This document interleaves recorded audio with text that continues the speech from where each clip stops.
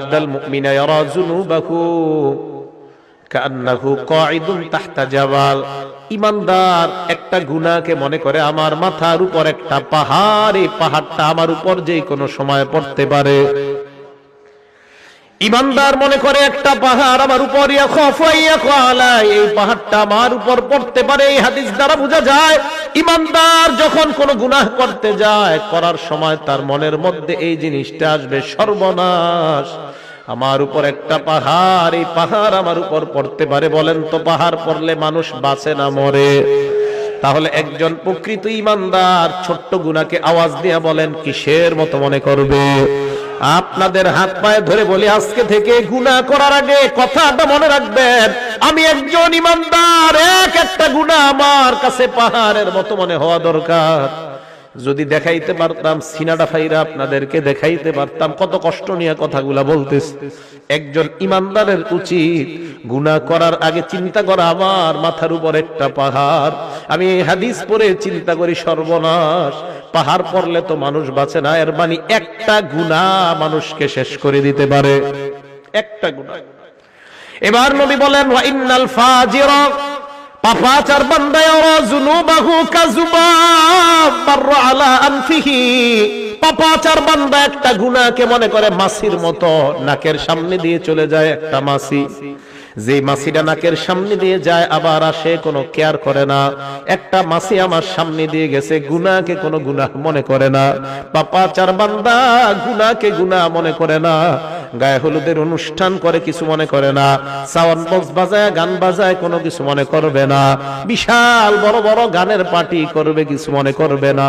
তার কাছে মনে হবে একটা মাছির ডানা আমার সামনে দিয়ে যায় আবার আসে। বলেন তো যদি ঈমানদার হয় ওই গুনাহ কিসের মতো মনে হবে? মনে থাকবে নি? এবার শোনেন, নবী বলেন যদি গুনাহ হয়ে যায় আল্লাহর কাছে তওবা করো, আল্লাহ তোমার জিন্দেগীর গুনাহগুলো মাফ করে দিবেন। হাদিসের মধ্যে নবী উদাহরণ দিয়ে বুঝায়, লাল্লাহু আফরাহু বিতাওবাতি আবদিহি মিন রাজুল নাযালা মানজিলাত ওয়া বিহি মাহলাকা। কোন বান্দা একটা সফরে বের হয়, বের হওয়ার পর ওই বান্দা সফর করতে করতে অনেক দূর যায়, যাওয়ার পর হঠাৎ বান্দা এক জায়গায় বিশ্রাম নেওয়ার জন্য সফর বিরতি দেয়। হঠাৎ আশেপাশে তাকায় দেখে কোনো মানুষ নাই, ঘর নাই, ঘর বাড়ি কিছু নাই। যেই কোনো মুহূর্তে তার উপর কোনো হিংস্র প্রাণী আক্রমণ করতে পারে, অথবা কোনো ডাকাত দল তার উপর আক্রমণ করতে পারে। আশেপাশে তাকায় দেখে কেউ নাই, কেউ নাই। এবার ওই বান্দা, তার সাথে তিনটা জিনিস আছে। এক নাম্বার মাহু রাহিলা, তার সাথে আছে তার বাহন, বাহন। দুই নাম্বার আলাইহা তাআমুহু ওয়া শারাবু, ওই বান্দার বাহনের উপর তার খানা এবং তার পানি তার বাহনের উপর।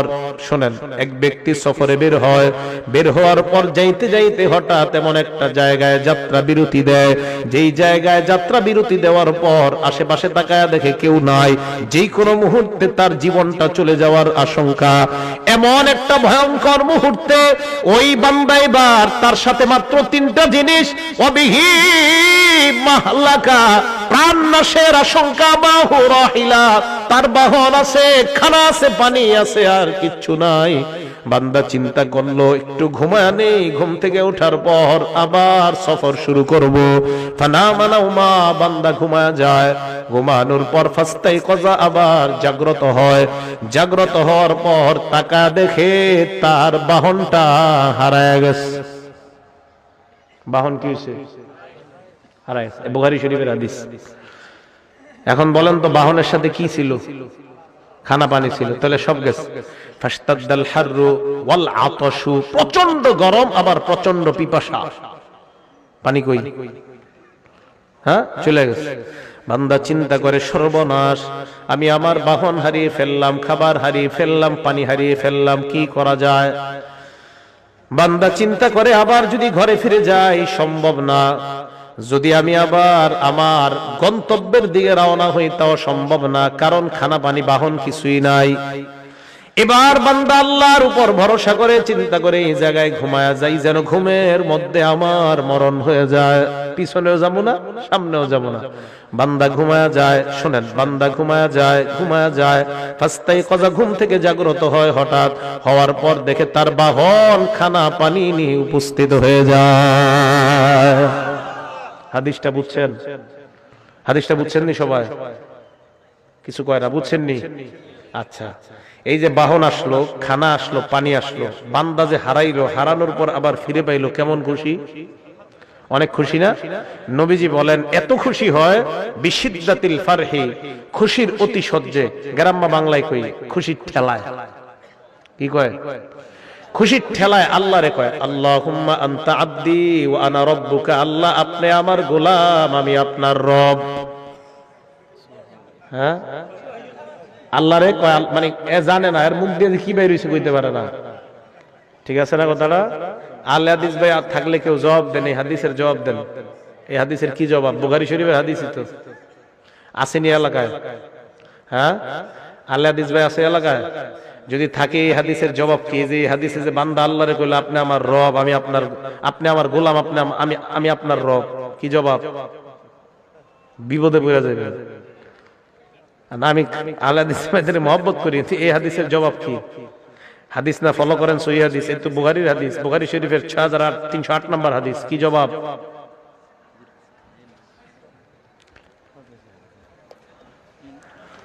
এর মানে বোঝা যায় বান্দার মাথা ঠিক ছিল না। আল্লাহরে কি বলছে বান্দার মনে নাই। বান্দা আল্লাহরে খুশির ঠেলায় বলছে আল্লাহ আপনি আমার গোলাম, আমি আপনার রব। নবী বলেন এই বান্দা হারিয়ে যাওয়া বাহন ফিরে পাওয়ার পর যে পরিমাণ খুশি হয়, একজন বান্দা গুনাহ করার পর তওবা করলে এর চাইতে কোটি গুণ বেশি আল্লাহ খুশি হয়ে যায়।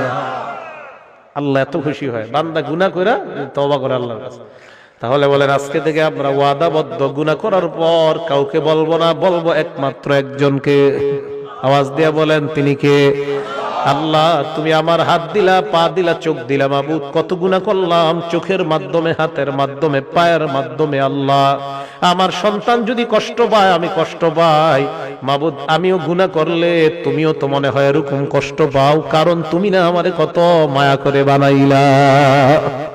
আল্লাহ না আমারে আপনারে মায়া করে বানাইছে। আপনার ছেলে কষ্ট পাইলে আপনার কত কষ্ট লাগে, তো আল্লাহ আমারে আপনারে বানাইছে। এই হাতটা দিয়ে যখন গুনাহ, আল্লাহ বান্দা এই হাতটা তো গুনাহ করতে দেই নাই।